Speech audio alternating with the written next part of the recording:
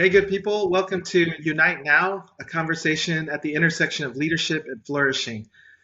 Today, we are excited to have Juan Carlos Tellez, Dr. Juan Carlos Tellez, coming from the University of Northwestern. And here joining me is the Executive Director of Unite, Ruth Evans. And today is actually a third installment or third episode in the series talking about building. Uh, is it all that? I want to make sure I get it right. It's building relationship across race. Is that right, Ruth? Did I say it right? Building healthy relationships across Ah, race. that's a very important word. Building healthy relationships across race.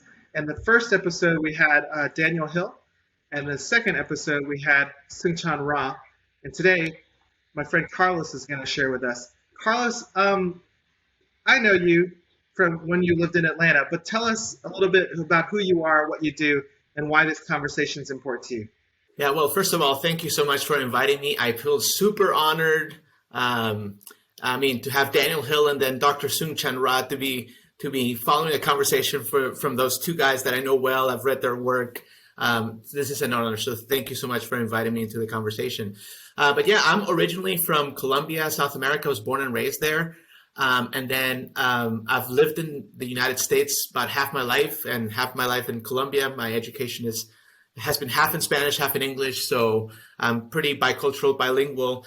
And I'm married. I have 4 kids, and we just moved to the St. Paul, Minnesota area to take up a position here. I'm assistant professor of intercultural studies at University of Northwestern St. Paul. So we're new to the area, and we are loving it. But we're bracing for the snow, which they tell me is pretty tough. Well, that's what you get for moving away from Atlanta. I So know, I know. I have no pity for you. No Hey, pity. the other day we had like 5 inches of snow, and people here didn't even blink. You know, in Atlanta, that would have shut everything down. Everything down. Everything. So I don't know if you could tell this trajectory by having Daniel Hill and Sungchan Rao. We are trying to talk about race beyond the poles of black and white, and having Sungchan Rao, we sort of centered the conversation on how do Asian Americans begin to talk about races in terms of allyship and building bridges. I don't mean to be cliche, but how does the starting point different from your position and context? Yeah, so I think one important thing to keep in mind when you're talking about Latinos or Latinos, Latinas, Latinx, and I can talk about that in a little bit. You guys can push me and ask me about what I prefer the term Latinos or Latinas, but I think one of the things that we need to keep in mind is the word diversity. Um, the Latino community is extremely diverse politically, extremely diverse when it comes to race. The extremely diverse when it comes to views about racial issues. And so I think that's probably what I would want to our hearers to think about most is that when approaching Latinos and Latinas, you probably have to go in with more questions than with assumptions, because that's probably what I would have to do. Even I can't even I wouldn't even be able to tell you where most of my friends stand on some of these things unless I actually ask them and talk to them, because it's a very diverse, not monolithic at all group of people. So that's kind of where I would start. Is to say think diversity, and think multiple approaches when you think of Latinos approaching this issue of race. I think that's helpful, and I think it's really helpful to just sort of situate this conversation in with you, with your experience, and knowing that you have experience with some of the breadth of it and the depth of it, and some understanding of how maybe different people from different countries or from the United States who have different backgrounds where maybe people are coming from, but would just love to hear, yeah, you come to the table with your experience, the things that you've seen, and even you did mention the Latino, Latina, Latinx, and I'm really curious for you. because I know I've experienced where a lot of people have strong opinions. It's like, only say Latinx, don't say Latinx. Say Hispanic, don't say Hispanic. And so I'm just curious where you're coming Yeah, from and how you. that's great. So in 2019, actually, Pew Research Forum did a study on how this actually lands, and they interviewed Latinos on this issue. And I found it pretty interesting that about 3% of Latinos said they would use the word Latinx, about 3%. About 20% said they had heard of it, and about the other 75% said they had never even heard the term, right? So I think, and I think this is also, I would say, generational. And so just to clarify terms here, when I talk about generations, we talk about first generation being those who come from Latin American countries to the United States and are immigrants. Second generation being those who are born in the United States but are children of immigrants, and then third generation being those, or third and higher generations are those whose parents were born here. And so I think a lot of what you're going to see is that the breakdown of people's views are going to depend a lot on their generation. That's one area of diversity. The other area is so that's what I would say. Where do I fall on it? I actually don't have personal strong opinions about it. I can tell you a little bit of how kind of people talk about it. So, for example, I was just talking with a guy who's a Brazilian Jiu-Jitsu instructor. I practice Brazilian Jiu-Jitsu, and I was talking to him, and I was talking about him with the term about Latinx, and his sense was this is a white American imposition on Latinos, right? But then I turn around and I talk with some second generation Latinx students, and they're saying, no, this is important because it's expressing all kinds of things that we're thinking about. So even in just two interactions, you can see the breadth of opinions and the stress that people have about how do we refer to ourselves. I think for some people, they view it as an imposition that comes from like the liberal thinking people of the United States that are kind of imposing on us yet again a way of thinking about ourselves. So they actually see it as a form of colonialism, right? And then other people say, no, this is an important way for us to see ourselves because it's expressing, the different identities that we carry. And so there is conflict even there. That makes a lot of sense. And can you differentiate for people who may not know the difference between referring to someone as Latino, Latina, and Hispanic? Yeah, that's a great question. And there's a technical history to this, but most of the people you're going to run into are not going to be technical about it.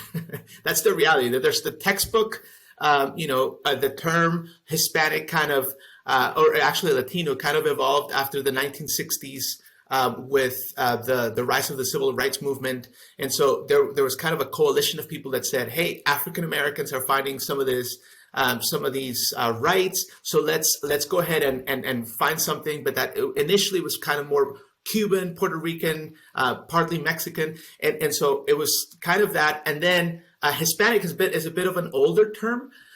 But most of the people you're going to run into are not going to think in terms of what happened in the 1960s or 1800s. That's not where people live typically. I would say for most people, I think it would be just good to ask, well, do you prefer? For me personally, I don't have a preference. I typically use Latino because I just sense that that's the term that people is more amenable to people. If I'm with younger people, I'd probably listen to them. So I know this is kind of a bit of a wishy-washy answer, but I'm just mindful of the diversity of people. And then I have my own views, but typically I just want to hear what people are thinking and saying about them, if that makes sense. Absolutely. And I think actually what you would say, wishy-washy, I actually think it just reminds us and brings us back to, hey, we can't create a checklist of, hey, this is the right thing and the wrong thing. There is a part of this that's so hey, you're a human being who cares about things, and who are you? And mindful that there are some cultural things that come with that, but yeah, not approaching a conversation as though everybody's the same and thinks the same. is so important. Absolutely. Well, and one of my experiences coming to the United States was, how do I refer to people? David, do I refer to David as Korean American, Asian American? Which is it? And the reality is, as I've been in communication with David, then I can discern that in relationship, right?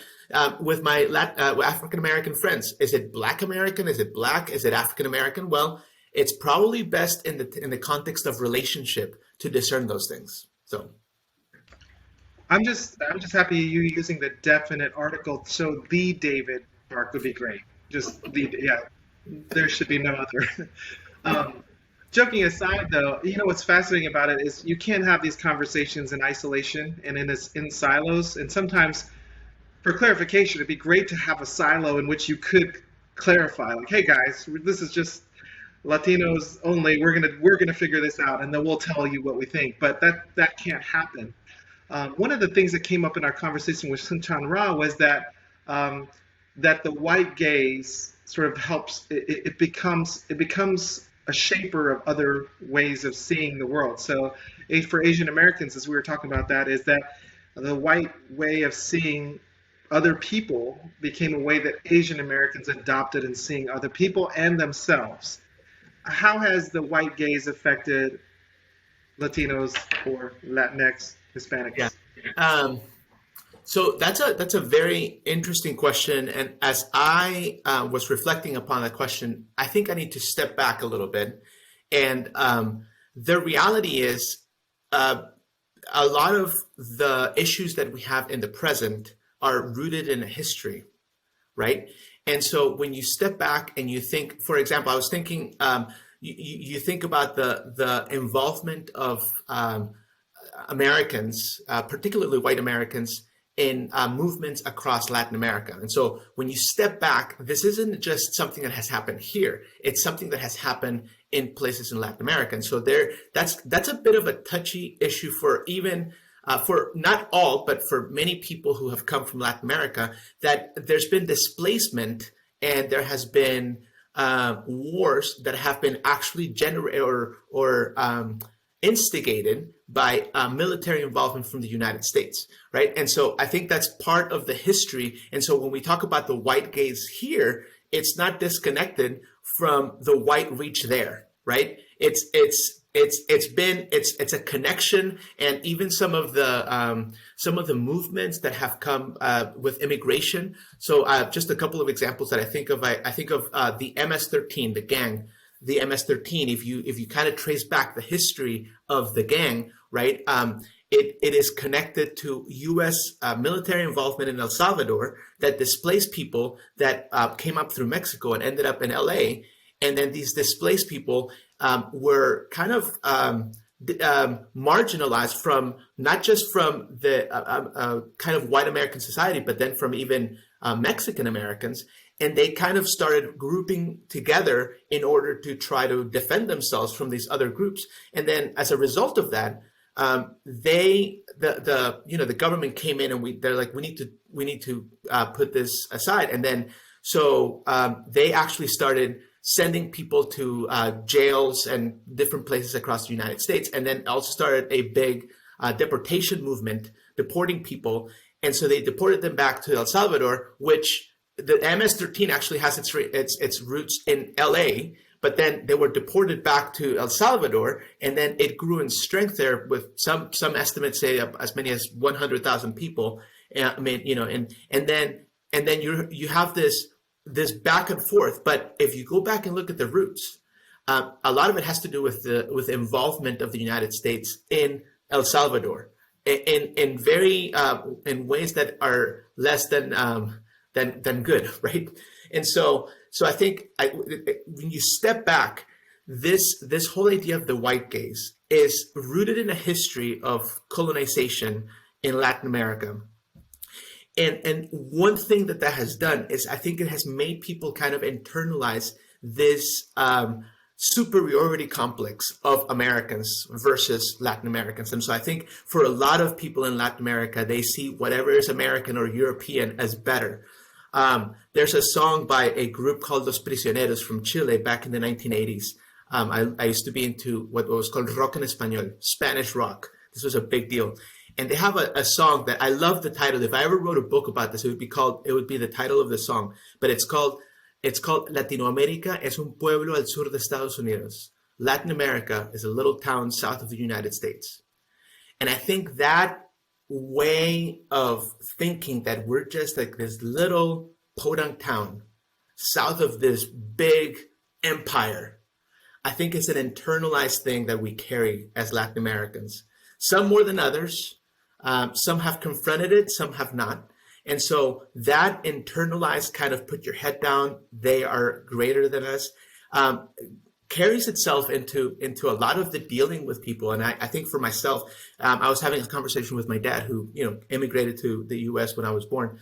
And he was saying, I was sharing with him some issues that I was having with some people. And his thought was, he was like, what you need to do is you just need to lower your head and just move forward. Just don't face it. So I think that kind of sense of we are inferior has permeated a lot. And I think that especially for first generation, and I think for the second generation, as they grow up here, the internalization of the first generation kind of becomes a crock pot, or a bit of you start building on that tension of, what do you mean? This is my land too. And I think that's been a big of a rallying cry of people saying that. And then that sense of inferiority then makes you kind of look not just at yourself, but other groups from that white gaze, right? You start not just seeing yourself, but seeing others as the colonizers would see you. Anyway, that's a kind of a long answer, but that's just what comes to mind. So What you're saying about sort of the effect of colonization is that often one of the effects is that it sort of makes you a mini colonizer too. Like, at least in Asians, I can see that, where there's definitely a sense of cultural hierarchy that's sort of it's encoded in the culture indigenously there. But once you establish power and empire on top of that, we've also sort of ranked each other, in Asia. Like, okay, well, China, Japan, and Korea are sort of near the top, and then you've got like other places that are lower down the scale. Is that a similar phenomenon amongst Latin American countries, and how they see one another and rank each other, and then say like, well, we might not be the United States, but we're better than those jokers over there? Oh man, you're stepping on something very painful. Absolutely, absolutely. And I mean, again, to my Latin American brothers and sisters who are listening, I think we need to do a lot of soul searching on this, because. So, for example, let me share with you some painful realizations that I've had for myself. When I came to the United States, I had to learn what it meant to be Latino, because that was not I never thought of myself as being Latino. That was not a category that was in my mind. So people, when going back to your question, Ruth, am I Hispanic, Latino, or whatnot? I'm like, I'm Colombian. I don't know what you're talking about, right? I've never had that category. Well, one thing that is peculiar to me is that in the United States, when people say Latino or Hispanic, the predominant cultural heritage or national heritage of that group of Hispanic and Latinos is predominantly Mexican, right? It's predominantly associated with Mexicans. So what happens is, I come from Colombia, and if someone associated these Mexican artifacts, cultural artifacts to me, I'm like, I don't know what you're talking about, right? So if they would say, hey, tacos, I'm like, I mean, yeah, I like tacos, but who doesn't like tacos, right? I do, but I don't have any sort of association to that. So in a strange way, you have to kind of both try to assimilate yourself to whiteness at the same time as you're associating or assimilating yourself to Latino-ness, right? And at the same time trying to preserve whatever little bits of Colombian or cultural identity that you're also keeping, right? And so I think to the degree that people are able to associate either to whiteness or Americanness or to Latino-ness, I think you can kind of find shelter under those, right? And so I think there are groups that are better able to do that and less able to do that. So at least in my experience, from my perspective, um, because Mexico is a big country. I mean, it has, over 100 million people.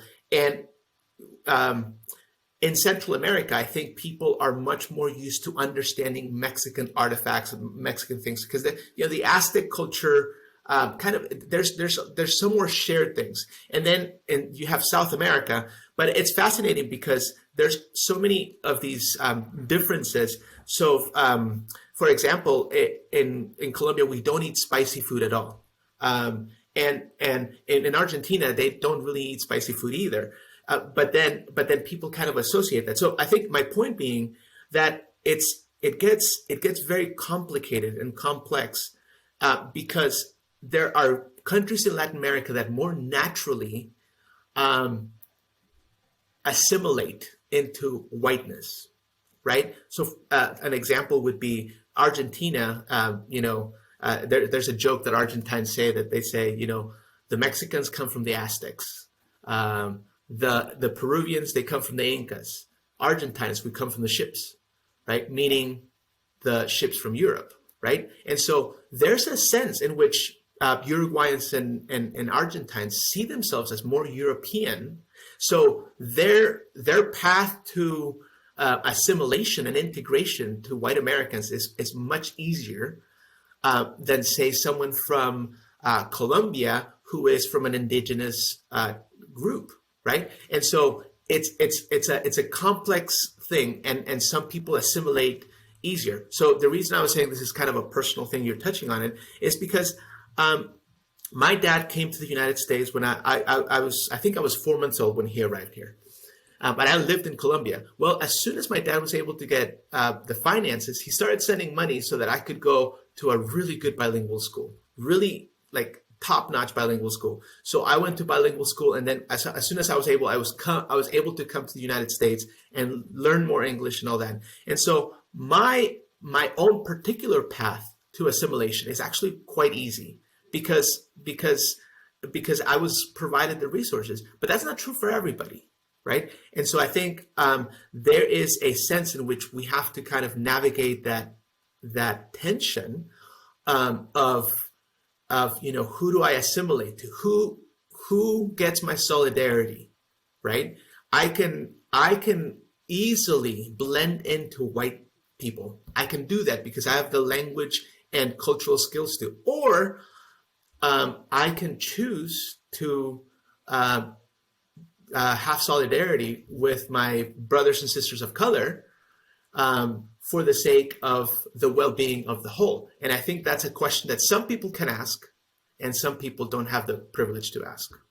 I think the thing that's like processing in my head is, so you're talking about assimilation, and even just that word, right, it has a lot of meanings, or it has a lot of association, right? And so is assimilation the goal?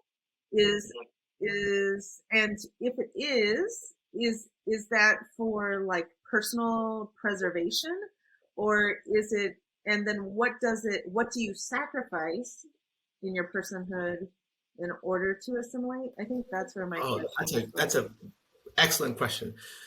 So yeah, as I've been talking, I'm talking about assimilation, which I don't believe the goal to be, right?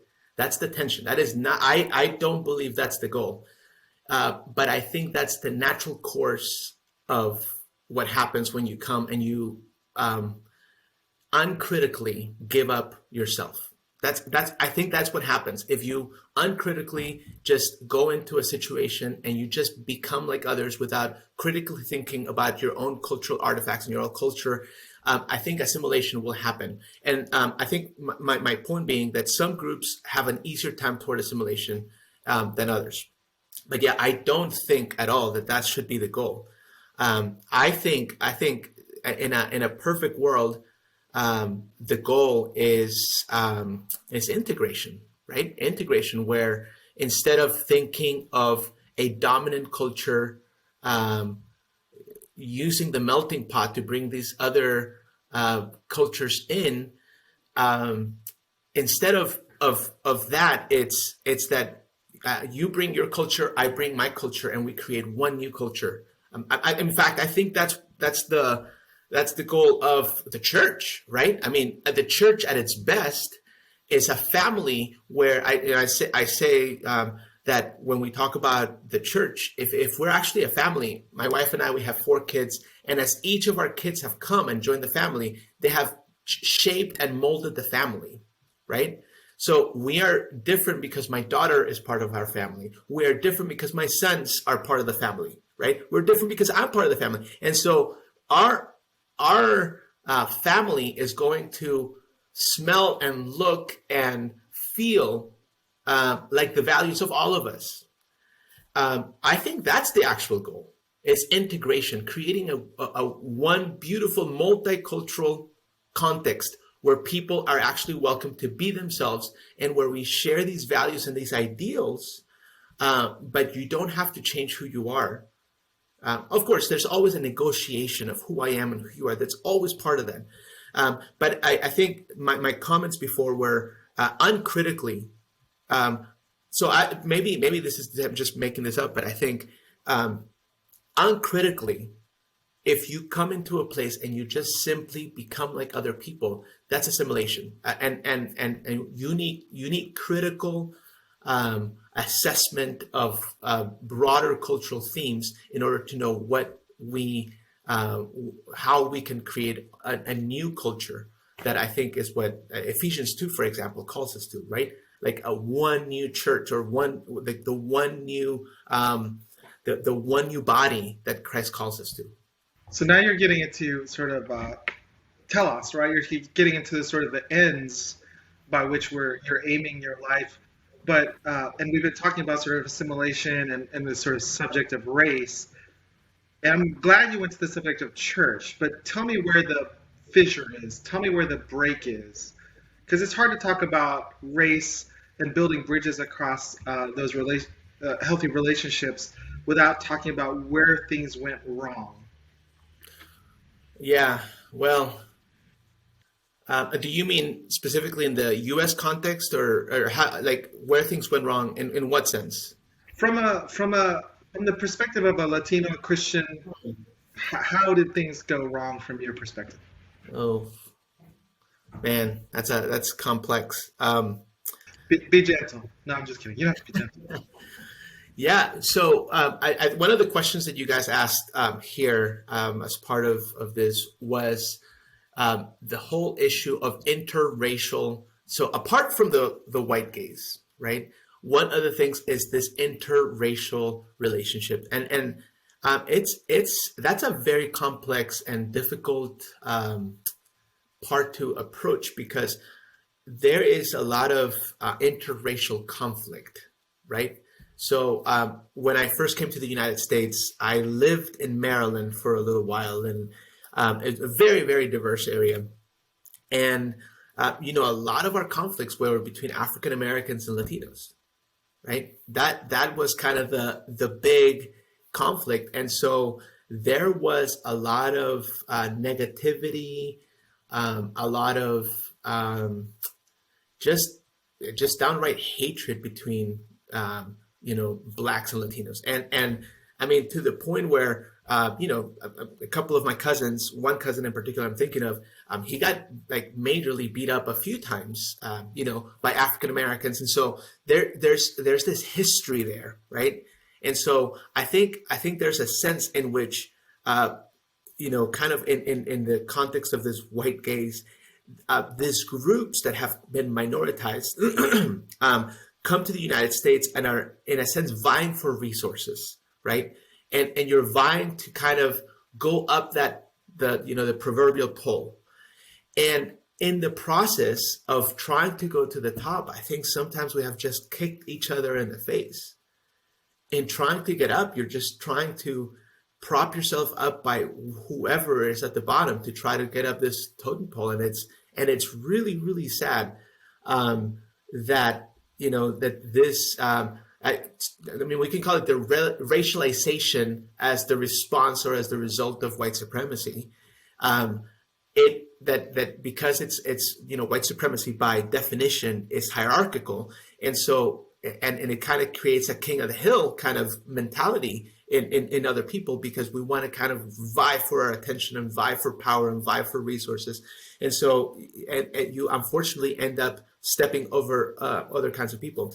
One of my friends in Atlanta, her name is Rabia. She is Muslim, and she she wears a hijab. And one day we were talking, and she was just expressing her frustration about race relations. She's Ethiopian. She's black, right? And she was telling me, she was like, some of the most hurtful things that I've ever heard have been from Black Americans, right? Like she said, I had a Black American police officer tell me once. She said, why don't you go back to your country? And so, and I think of that, and of course, this is just part of the messiness of what we have, and instead of, so this hierarchy that it creates, and we're trying to kind of run on top of each other. I think we need to stop and like take a step back and say, hey, are we in this together? Is this, and this is not just true for minorities, but even for our white brothers and sisters, right? Is this like this white supremacy hierarchy of society? That's not helpful to any of us. This is not humane for any of us, not the people on top, not the people on the bottom. So I think until we get to the point of us realizing that we're all in this together and it's about a common humanity, I think we're going to keep struggling if we just vie for the resources of our people. Now, again, because of racialization, it makes sense as to why groups do that. But we need to get to the point where it's about a common humanity and we're all striving for something better for all of us, not just for my people, but for all of us. That's beautiful. And it's hopeful. Like I think, we've heard things from other people about lament and being sort of creating that common ground and common narrative. I think that's super important. But our starting points are slightly different, right? Like when you talk about sort of this tension that is present with other Latinos, I think it's if you could, for other Latino pastors listening to you and are probably like maybe nodding their head and saying, yes, what words of wisdom or advice would you have, as though you were speaking to other Latino pastors and leaders and community? What would you say to them? And then I would love for you to also say, and here's what I would like to tell my white brothers and sisters and my Asian brothers and sisters and my black brothers and sisters. Is there sort of distinctive advice or counsel or admonishment you would want to give each party? Yeah, so I think we, and I've read Dr. Soong-Chan Rah's, thoughts on lament, and I don't want to say that we don't need that. We actually desperately need that. And actually, maybe solidarity and lament is something that we need, right? Like that, when George Floyd happened here, we need to lament together what happened when the shootings in Atlanta happened. We need to lament together. So I think solidarity and lament is a really important thing, that we can provide solidarity because we realize that we're part of this common humanity and we're part of this common experience. And I can cry and weep with my black brothers and sisters, and I can cry and weep with my Asian brothers and sisters. That's very important. So I think if I could say to my Latino brothers and sisters who are in congregations, I think it's tough because, as I said, I know that pastors in Latino contexts are dealing with a lot of difficulties having to do with managing all these resources. I think of the pandemic and just how it has kind of ravaged the Latino community. And I think sometimes people are so busy and so overburdened with those things. But I think we need to also take a step back and say, hey, is there a way for us to, for example, partner with a black church to do something together, right? And to have some of these conversations, interracial conversations. Can I partner with a Korean church, a Hmong church, to have some of these conversations? I don't think this is just between blacks and whites. I think we need to all do it across racial boundaries, right?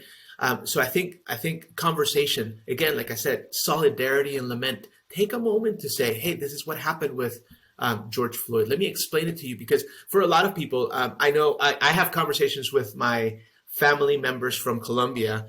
We actually, a few months ago, we went to Washington, D.C., where a lot of my family is, and we had some people visit from Colombia. They are clueless as to the things that are going on here. They just don't have a clue. And so they were like, why are people mad?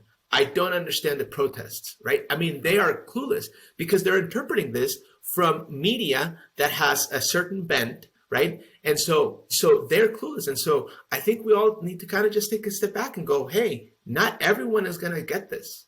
Not everyone is on the same page, because like information is different. Like they just don't understand at all. They don't know the first thing as to the historical, racialization of Black people in this country. They just don't have a clue about it. And so, so I think informing people is important. Just taking the time to well, maybe you need to start by informing yourself. Maybe go and have coffee with a Black pastor and just say, hey, explain this to me. Please help me understand. And then try to take some time to explain that to your congregation, to say, hey, we're going to have some like listening sessions where I'm going to invite my my Black pastor friend who is we're going to have a conversation here in front of you, kind of like what we're doing now. And we're going to talk about these issues a little bit so that you guys can kind of understand what's going on.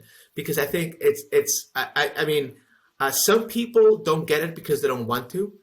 Some people don't get it because they've just never been around people who get it. And so I think we need to take some time to listen and learn from each other. On an individual level, I would say, I think we need training how to listen and show up for people better. Like actually, like to cry with those, weep with those who weep. Like I think we need to help each other do that better. We need to this personal solidarity, like how to listen without questioning. How when you go to a funeral, you don't sit there and ask, well, were they taking their vitamins? That's not what you ask at a funeral, right? But I feel like for a lot of people, because it's everything has been so politicized, I feel like if you say, hey, I feel like I don't belong, they kind of throw out like, well, have you tried to get along with people? And I think that's not helpful, right? And so to even discern how to show up in an individual level and then collectively, to create an environment that is actually welcoming to people who are not like the majority. It's a lot of work. It's a lot of work, and it takes a lot of intentionality. And it doesn't just happen by hiring one person of color. Before you ever do that, before you need to set the stage so that person of color can actually help create this new culture that we were talking about. So at many levels, we need to like become the kind of people that are actually showing up not just in solidarity of presence, but solidarity of posture, right? The posture with which we listen to people, the posture with which we hear their story and engage their story. Do you have any advice for leadership in Atlanta? Yeah, sure. So let me tell you a story, and I want to use this story as a little paradigm for I think how we need to approach things differently.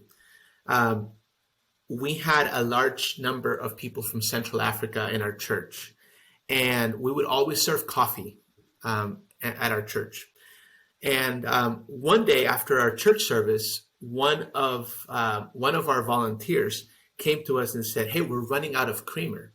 And so I, as the pastor, I was like, "Well, tell me about it." She goes, "Well, here's the problem. We buy a certain amount of creamer, and then we have people from Central Africa that love the creamer so much that they put half creamer and just a little bit of coffee, right?" And so And so the question was, what do we do? Right? I mean, you question. So because and I say this is a paradigm because, look, is there a right way to drink coffee? Well, I mean, some of you might think, yeah, there's a specific way. It's 80% coffee, 20% creamer. Well, that's a possibility. But or is it possible that there are multiple ways of drinking coffee, and we as a church need to understand a variety of ways of drinking coffee? And because there are our members, we will adjust our expectations as to how coffee is drunk in our church. Well, we went with the latter. We decided, my response was, look, there is no one right way to drink coffee. If we need to buy 3 times more creamer, there are church members. We're going to buy 3 times more creamer. It's okay. The reason I say that as a bit of a paradigm is because I think unknowingly, some churches behave as if there is one right way to do any given thing. And unknowingly, unintentionally, you start trying to make people understand the right way to drink coffee, and you start educating them to drink coffee. You make the little Sunday announcement of saying, hey, we've been having a little bit of problem with our creamer, and so we just want to reach out to everyone, remind you that coffee is drunk this way. So the reason I say this is kind of a paradigm is because I think if you actually are serious about welcoming people and integrating people and creating a new culture, you will take that idea that there is no one right way to drink coffee. There are multiple ways of drinking coffee, and we're going to adjust our budget to have more creamer and more coffee. But if you take that mentality and you apply it to almost any other area of church, so what is the right way to worship? Is there a right way to worship? No, I'm sure all of us would agree. No, there's no one right way to worship. But here's the problem. Unintentionally, we may say there is no one right way to worship, but we, with our actions, continue to exemplify and solidify only one way to worship. And we're telling our people is, this is the right way. Go to the thing of communion. There's one right way to do. And so we start thinking of all and so that's why it's a paradigm. So I would encourage you to think about that situation where a group of people or a specific person came and kind of pushed back on something and think, is this where Christ is calling me to change a paradigm for us as a church? Is this a paradigmatic moment where I can step back and take this paradigm and apply it to other areas so that I can actually become a more welcoming church? Now, in your mind, you're thinking, but it's so hard. How do you both do being on time and not being on time? That's the challenge. That's the reality. That's the challenge. And you're going to have to navigate that with your own people. With the time thing, for example, one of the things that we did is we had a lot of people who were on time and then some people who weren't. And so what did we do? We would always start at a specific time, and then we would have a 15-minute period where we were always greeting one another. So we are starting on time. We start with a greeting, but then we start the service a few minutes later so that we can accommodate both. So, but you're going to have to figure that out in each context. But I just think the coffee and creamer paradigm, just how do you solve those differences? That's kind of a paradigm that I think about.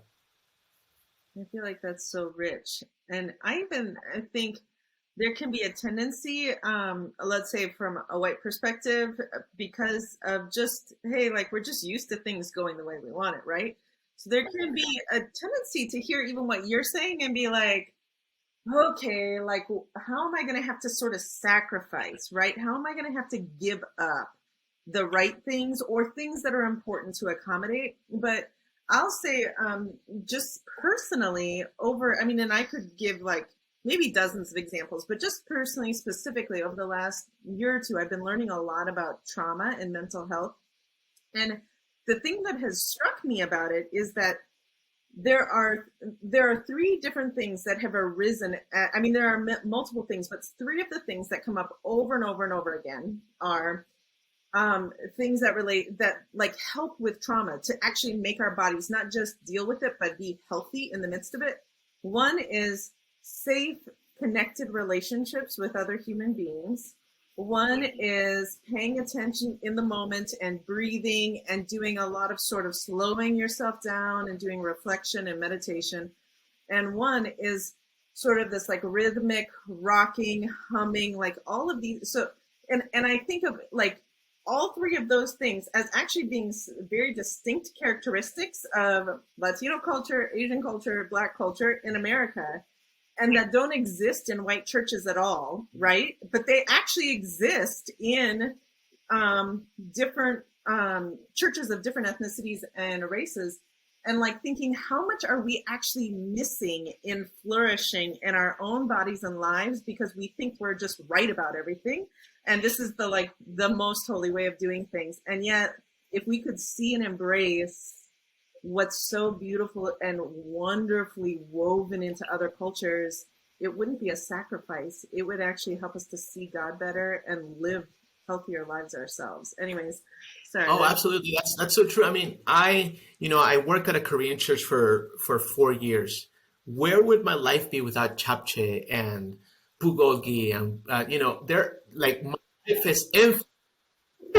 life is infinitely richer because of my Korean brothers and sisters, right? Like not just because of food, but because of all the things that I've learned, because of and when we engage genuinely in relationship and we let our guard down with people who are not like us, like you grow, you gain so much perspective, you get a different way of looking at things. It's so rich, and so I think that, but there's fear because I think. So Ruth, I so appreciate you saying what you're saying about and I think, and this is in the book, People of the Dream, Michael Emerson talks about this, that actually it is for majority white people it is the most difficult to give up control of social circumstances, because for white people, they're so used to being represented and their ideals being presented in any place. And so when those things are not, it was so funny. So another example of that, I remember we actually started playing music right before the service. And so we would play a variety of music. We would play some, contemporary Christian music. And so we would also put some, some different music from like Latin America, some gospel music. It was fascinating that it was actually like a couple of white brothers and sisters who came and were like, hey, can we go back to like having some of our music be represented? And it was like, you know that your music is being represented, right? Like we're still playing like, and they were like, yeah, but so the way I kind of put it in numbers, if I want to put it, I kind of think about it in numbers, right? I think what happens is when you go from being represented 100% of the time to being represented 80% of the time, you feel the loss that you have, but you don't see the gain that others get, right? You feel your loss, but you don't sense the gain of others. But is that not like Philippians chapter 2? Not looking for our own interest, but the interest of others, right? And so if we could start saying, hey, okay, yeah, my music is being represented, that's good, but can we not start seeing with other people's eyes and hearing with other people's ears and feeling with other people's hearts, and that's solidarity, right? That's solidarity. It's listening with other people's ears, feeling with other people's hearts. And that's what we need to do. And we're not going to do that apart from relationship. As I hear more about David and what things impact him, then I'm going to be impacted. Right? I'm going to be impacted because I'm here for my brother. And if something comes from the stage that is not is anti-David, I'm going to stand up and I'm going to say something. That's solidarity, right? Yeah. If I'm used to things representing me 100% of the time, and now it's gone down to 80. I think it's interesting when someone's used to being represented 20% of the time and it goes up to 40, it's like, wow, this is amazing. Like, oh my goodness, right. Like I'm feeling resonance. I'm feeling at home. And we're like, oh no, I don't get what I want. And I often think of it like a weightlifting metaphor of like, hey, when I'm only used to like lifting 5 pounds of discomfort or having to go with someone else's values, when someone gives me 20 pounds, it feels like I'm lifting a lot, but it's all kind of relative, right? And even just like situating myself in that. Yeah, no, but Ruth, like exactly what you're saying is what happened. People were like, "Oh, wow, we sense that we're getting," but the pushback was generally from white brothers and sisters saying, "I feel like we're not being represented as much anymore." Right.